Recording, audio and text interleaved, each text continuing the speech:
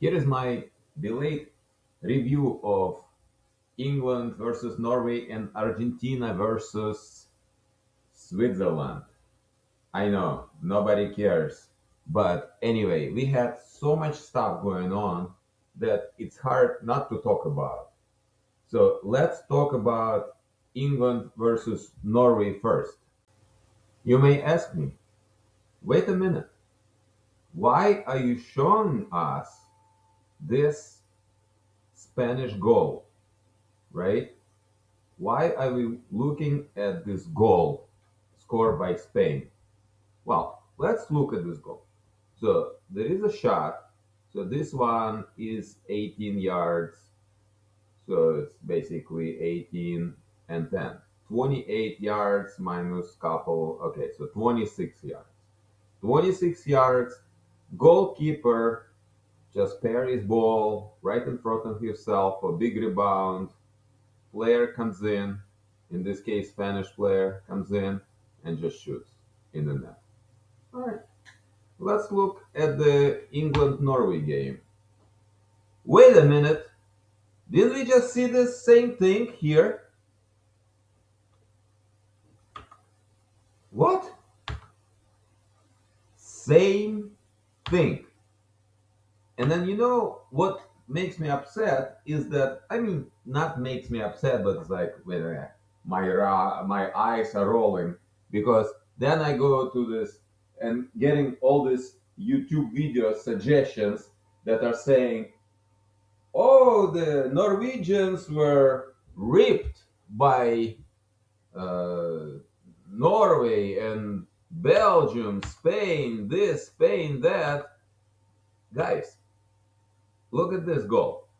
This is not exactly the same, but it's similar. So Belgium did not lose because Spain was great. Belgium lost because their goalkeepers sucked, right? So this is Spain goal. This is English goal. It's the same thing. All right. So let's talk about a little bit more about the game, right? And then there was this talk about ball hitting the wire. Listen, I personally believe that ball could have hit this wire. And I personally believe that, let's say, there are three sides to this story, right? There is Norway, England, and VAR. No, actually, four sides, plus the referee in field. So let's see. The only people who showed at the wire was like Norwegian coach and maybe some player. Maybe players got like started to talk about this because they saw coach talking. Okay, fine. Maybe vice versa. Anyway, then referee did not see it, and English players obviously, even if they did see, they would be quiet. Oh, okay, sometimes people go honest and say like, okay, you know what? Yes, we see this hitting the wire, but no, they scored the goal, so they're not gonna say anything. Fine. And then, so there is referee and the VAR. Referee did not see it, so he goes to VAR. VAR did not see it, and obviously, when even they repeat it in a slow motion, like they just had that lens focus, zoom into this ball flying. Even there, I didn't see it, right? And then VAR, they have instructions, right? They have procedures. They are not just there like, okay, uh, if this is like this, like this, like this, we can give you this judgment.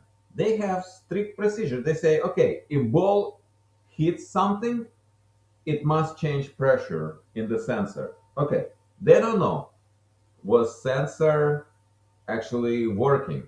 Maybe they have like a live beacon or something in that sensor that says like, I'm working, I'm working, I'm working, I'm good, ball is good. Maybe, I'm not saying.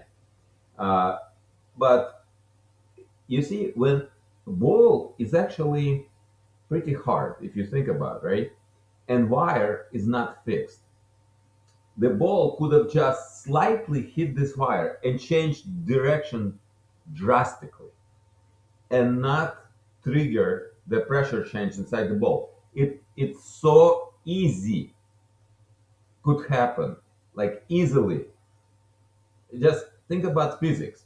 If the ball hits a stationary object that's immovable, let's say a foot hits the ball or ball hits the post, of course, ball deforms, pressure changes, sensor is triggered.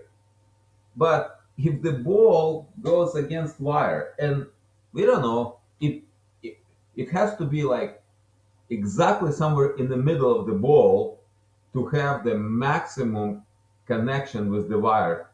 Ball could have just to deform the ball and trigger the sensor, but ball could have just slightly touched the wire, and wire itself is not fixed. It's not like a fixed wire that you cannot move. You you touch that wire and it's moving right and left, up and down, right?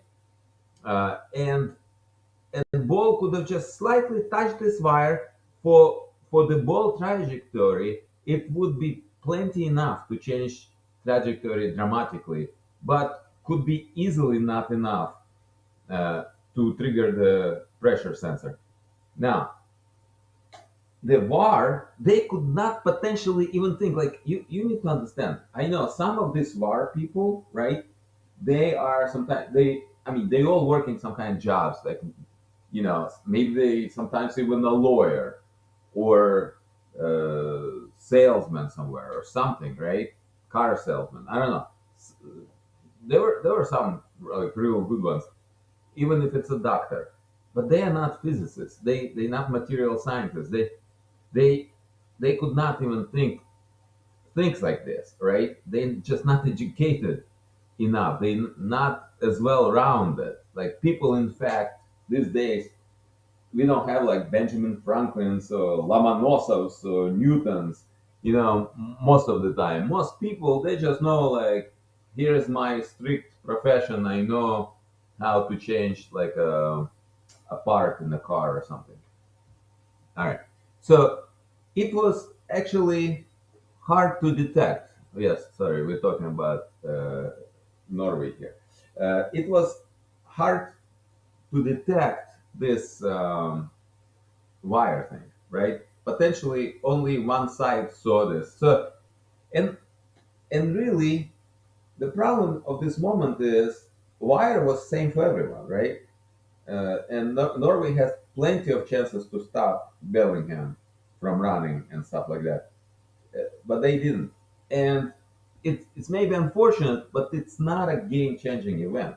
The game-changing event was the goalkeeping mistake and couple other comments. So in this game, Holland, Holland looked wiped out. Okay, way before game finished, and this is not the first time. Remember, I was overviewing or reviewing this game with when Holland wasn't playing in the last game in the group against France. It was, and I thought they just saving Holland. He did not look all that physically like fit for this weather, maybe or whatever. So he is a good 70 minutes player. He's not super great for 90 minutes under certain conditions again. And he was completely wiped out this game. And not the first time. Like I say, I see him wiped out, not the first time. So he may be big and strong, but looks this weather god. After all, he's Iceland guy, Icelandic person. So he got used to cooler climates, and he's playing in England, and this is not like playing in Italy or Spain, let alone some hotter places.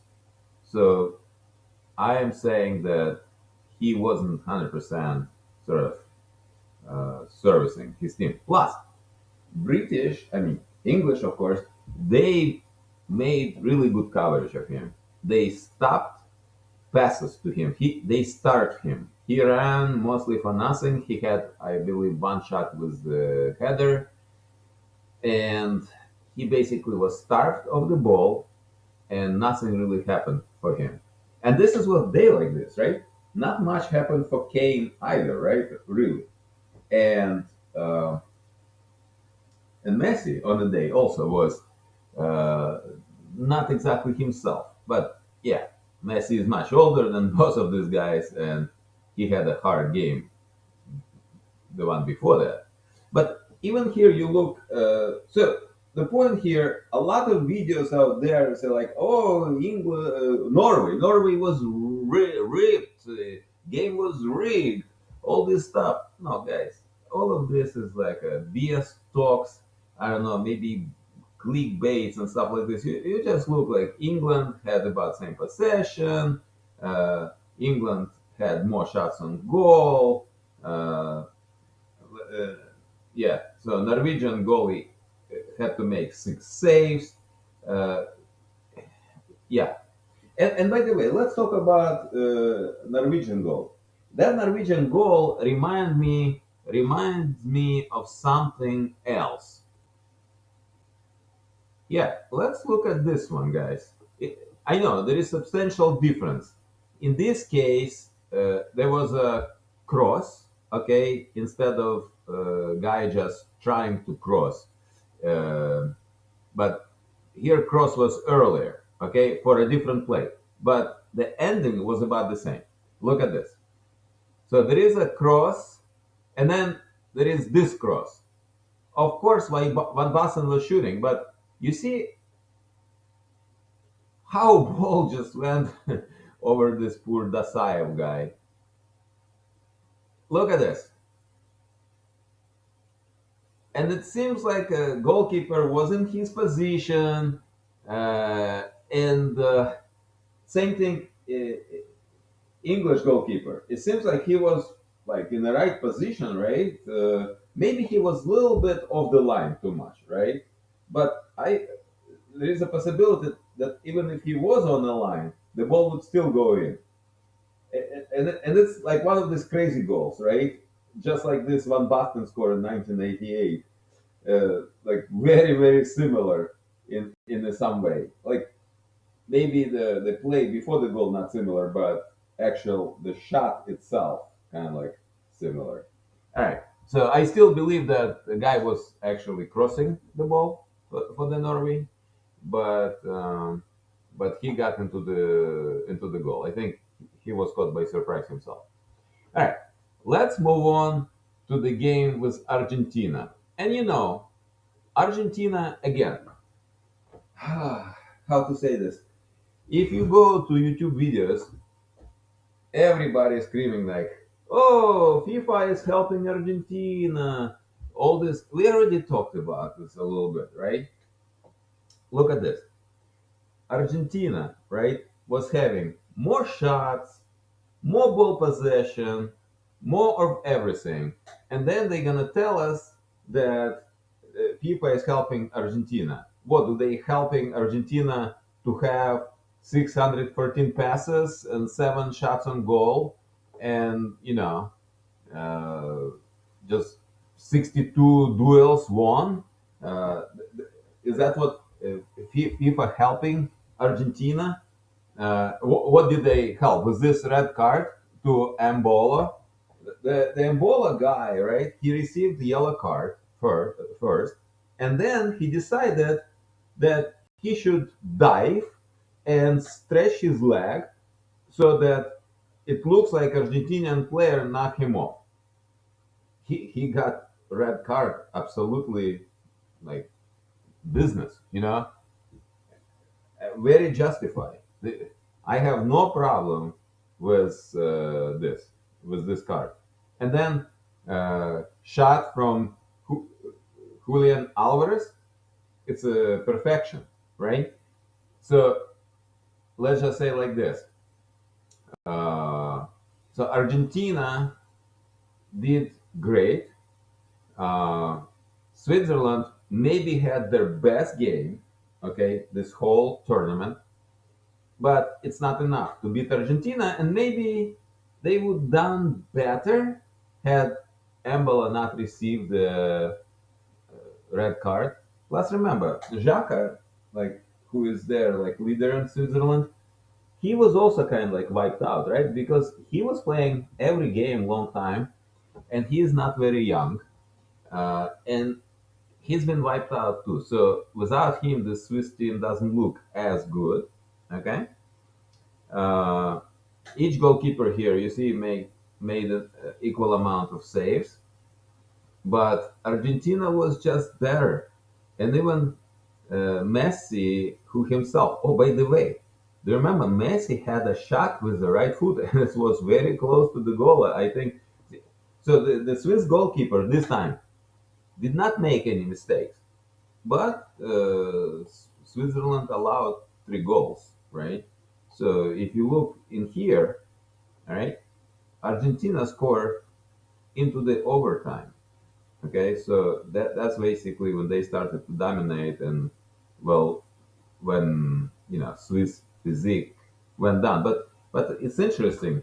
So Switzerland, right after the red card, just stopped being active. Like there's no see, there is a moment of activity here, but they kind of like started to mostly defend a lot. Well, here they had some activity going on. Uh, Argentina won deservingly. I don't know why all these YouTube videos complaining about that FIFA helping Argentina. So with Egypt, same thing. Yeah. Okay, so they pulled back that goal. It would be a beautiful goal, but score was 2-0 anyway, right? Score was 2-0 for Egypt anyway. It's Egypt somehow managed to lose game in like 12 minutes. It's Egyptian problem. They lost ball. I think it was a Salah, right? Salah lost the ball right, at the edge of the penalty, and Argentina ran back and scored their goal. I understand referees missing here and there. There was a Spain Belgium handball of some kind, right? And I think maybe even I forgot which one. See, I have to make these videos sooner after the game. There was another situation when there was a handball in a penalty and the referee didn't pay attention. Uh, but generally speaking, Argentina is not winning because of the referees. Argentina is winning because they playing to the end. They control the ball. They take shots. Okay, and against Egypt, they even scored 2 headers with short guys. Unbelievable, right? So uh, I don't see any problems with Switzerland Go because remember my last video, I believe I put like somebody please delete Switzerland because they are so boring. They like anti-soccer, okay, anti-football, uh, boring team. Yeah, yeah, they had to play better against Argentina, but you know I wish they play even better. So there is not much to talk about, and we're gonna have very interesting semifinals starting today. Uh, let's talk about this next time.